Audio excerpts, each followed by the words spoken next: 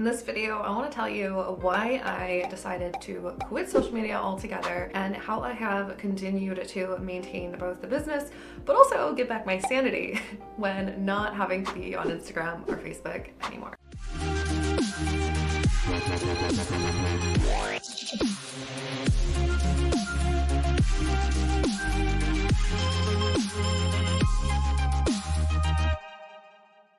So if you don't know me, my name is Soph. I have been in the online coaching industry since 2015. So at the time of this recording in basically 2024 at this point, it's been a solid almost 9 years, and it's been a wild ride. If you are finding me for the first time ever and you're not familiar with my background or my story, I got into the online coaching world while I was still in college, just pursuing my degree in psychology. And what ended up happening is I found myself going to all of these trainings, events and certification programs, and amidst one of those, as I was learning how to become a coach, I met somebody who invited me to actually train inside of their company and work for them. They were running at the time a 7-figure coaching business, teaching health and wellness experts how to grow online. And that was really my entry point. It was very much so a luck of the draw, and it's very much so unexpected and completely unpredictable. And when I met this person, I was working full time. I was going to college. I was partying my little butt off in the sorority world, living somewhat of what felt like a double life. I was halfway in the personal development world, but also halfway into just being a wild, crazy 21-year-old. Over the time that I worked inside of this company, I got to support so many amazing people in their businesses from literally all over the world. But one of the biggest things that I found, because I was brought into this business to help people with their mindset, with their beliefs, with identity shifting, the typical right off the cusp life coach stuff, I started to see that a lot of these folks who were coming in for the mindset stuff needed so much more. They needed the strategy, they needed the marketing, they needed the business. And I became obsessed with trying to understand these things, trying to understand systems, trying to understand finances, trying to understand marketing, social media, all of it all together. And ironically, this is around 2017, 2018, I decided to step down from the previous company that I was with, and I started to go really big and consistent with how I was showing up online and growing my own personal brand. Also just from a lot of the reach and associations that I was getting from the people that I was connected to and working with. Lo and behold, in the spring of 2018, I ended up meeting my next mentor who I got to work under, and inside of her company over the course of 8-ish months, we built her business from doing about 100 to 200K a year to doing 80K plus a month. And it was impressive. It was fast. It was wild. There was a lot behind it. But what I found was there was such a massive emphasis on content creation and showing up and doing Facebook and doing Instagram and doing live. And it worked. It worked. That was the thing that was really confusing. So in the fall of 2018 and into the spring of 2019, one of the things that I started to come to terms with how much I was obsessing over now the marketing, the systems, the wanting to understand all of these pieces, but then also noticing that there was a huge gap in both the interpersonal world of what people were dealing with, even when they had all of the systems, and how they needed a lot of both. So fast forward into 2019, and I was in my own process and journey trying to figure out what I was doing with my life. There's plenty of podcast episodes on this. I'll link them down below if you want to hear from the version of me at that time about this season. It was a rough season. I went through really was living on my own for the first time ever, and was running my business and launched my first few programs that were completely my own, not just inside of the company that I was running, but had a lot of success with that. And the success that I experienced, whether it was through doing like $60,000 launches or $40,000 launches or 100K years, it came at a big cost, because all of my time and my energy was being poured into creating a certain persona and image online, and every single aspect of my life had to be curated to fit this image of what I needed to be online. And it was exhausting. It was exhausting. The friends I had, the clothes I wore, the people that I associated with, the things that I did, the things that I shared, what I talked about, everything was content. For me, it got to a point to where I was starting to really wrestle with if this is what I wanted to do, if this is actually how I wanted to continue to run the business and live my life, even though it was working. And I think for me, that was the part that was really confusing. So in the fall of 2019, I ended up moving to Washington with the man that I had just started dating. We had only known each other for about 3 months. And 3 months into dating, he was like, I got a promotion. I'm going to Washington, and do you want to come with me? And I was like, sure. I've got nothing going on down here that has me tied to staying in San Diego. And so I got on a plane and I flew up to Washington. And about 2 weeks after moving to Washington, I was incredibly sick and felt incredibly nauseous and could not figure out why that was. Lo and behold, I ended up going to the emergency room. We spent about 8 hours there waiting to get seen, running all the tests, running all the labs. And then the nurse pulls me into a quiet, private room and says, you were pregnant. And I laughed. I laughed hysterically because I was like, you're kidding. This is not real. This is not happening.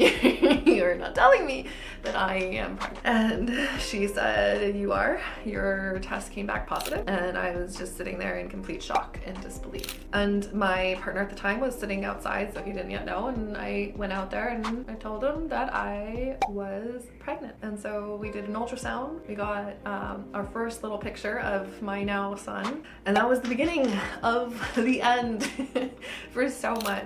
The pregnancy for me was incredibly challenging. It was not an easy pregnancy, and this is not to deter anybody who is wanting to get pregnant, but for me, in my own experience, it was hard. It was hard for a lot of reasons because I've always been somebody who has had a lot of difficulties with body dysmorphia and my own self-image and my own self-confidence and how I feel and look in my body. And so going through the process of gaining weight and getting bigger when I spent my entire life trying to do the opposite was very confusing and confronting and just isolating in so many ways. There were so many things that I had done previously that I was not prepared for not doing anymore and quitting and stopping and letting go of, whether it was just having a lot of caffeine or taking pre-workout or working out in certain ways or going to festivals. And I didn't really give myself the opportunity to grieve or transition or plan for becoming a mom, let alone none of my friends at the time were parents, and I felt like I was gonna lose a big part of my community. So we ended up moving back to San Diego shortly after,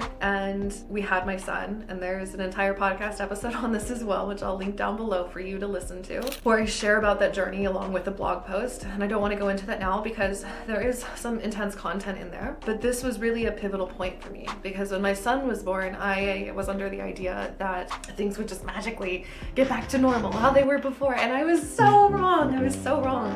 I was so delulu, as the kids say. It was really a shock for me. I did not recognize how severe the postpartum depression was going to be, on top of so many other things that were happening in the industry. This is in May of 2020, and this is right around the time that the incidents with George Floyd happened and Black Lives Matter and COVID, and it was just an intense season. On top of that, all of the hormones that come with postpartum and the isolation of not having your family being able to come and see your baby or help you with your child and not knowing what you're even doing in the world. For me, I had to take a massive step back because it wasn't that I didn't want to, but it was that I legitimately, cognitively, mentally, and emotionally could not function the way that I did before I had my son, before I got pregnant. And it was so disorienting and confusing, and it's what forced me off the edge of recognizing I can't actually be on social media.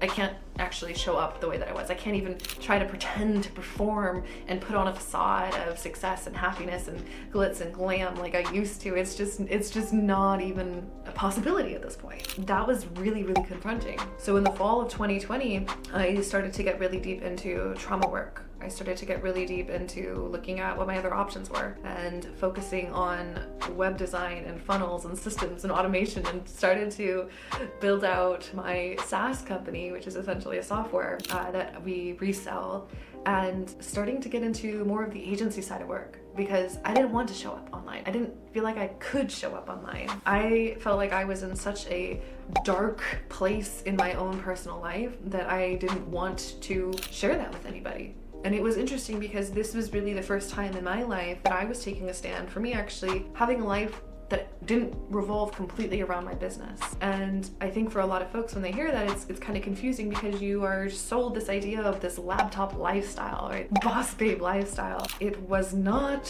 what I thought it was going to be.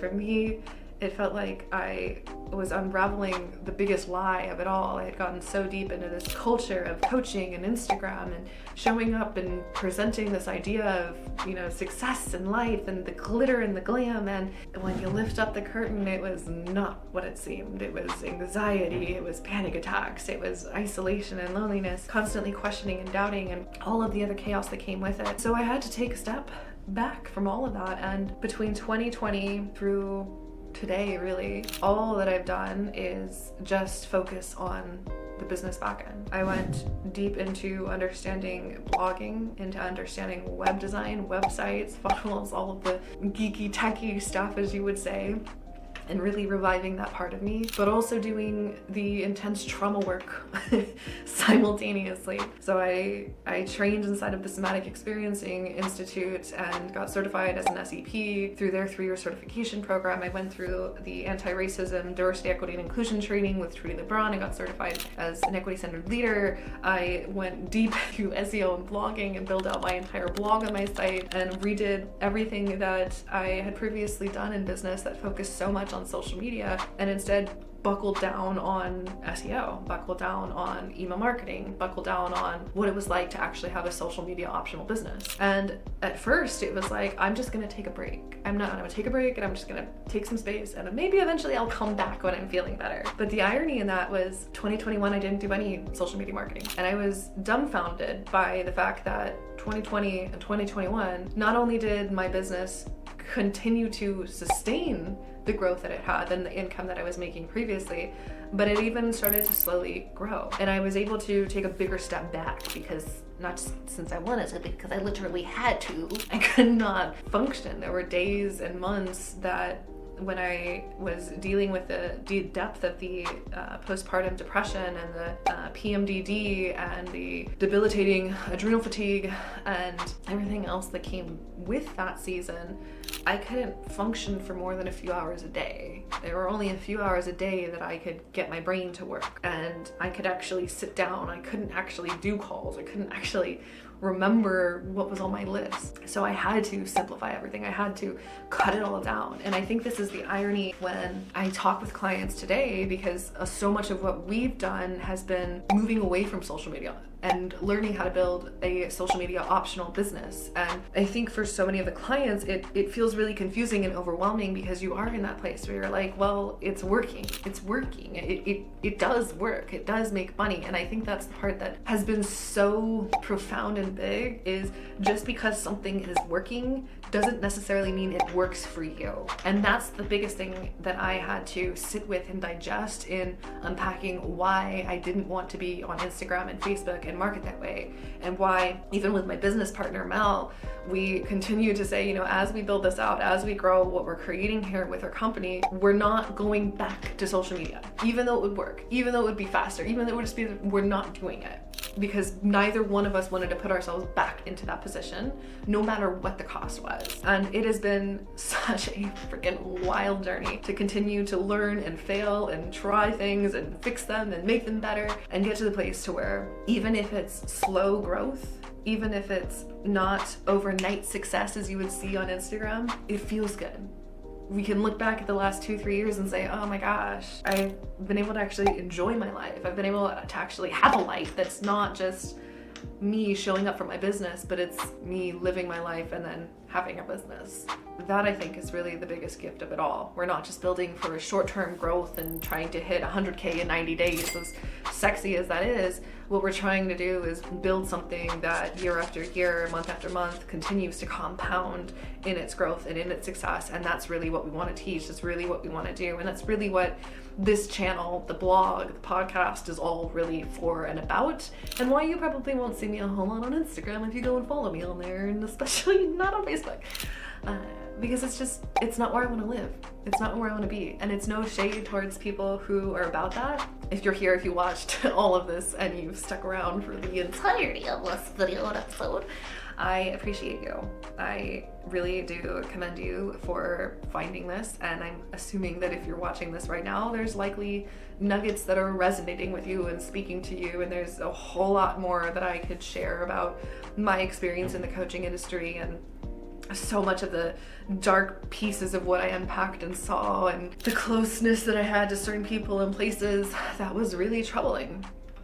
But what I want to say to you right now, if you are watching this and you are in that place that feels so much like the dark night of the soul, where you are contemplating and questioning if it's even worth it anymore to run your business, to continue to do this thing, and you're not even sure if you want to do it the way that you've done it before. I hope that this video, that this channel, that this content, that what I'm doing at this point can be a sense of hope and inspiration, that there is another way for you to create what you want, that it is possible for you to build a business that is 100% social media optional, and that you can prioritize your mental, emotional health and well-being, and that you don't have to commodify yourself to be successful online. And if you want to do that, no shame, do your thing.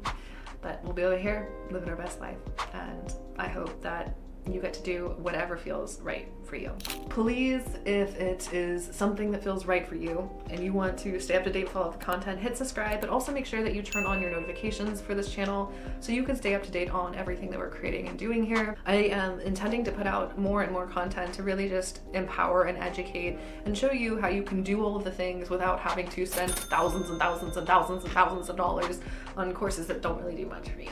Because I want to see you succeed and I want to see you win, and that's really what we're here for. So I cannot wait to see you in future episodes, and I will see you very soon.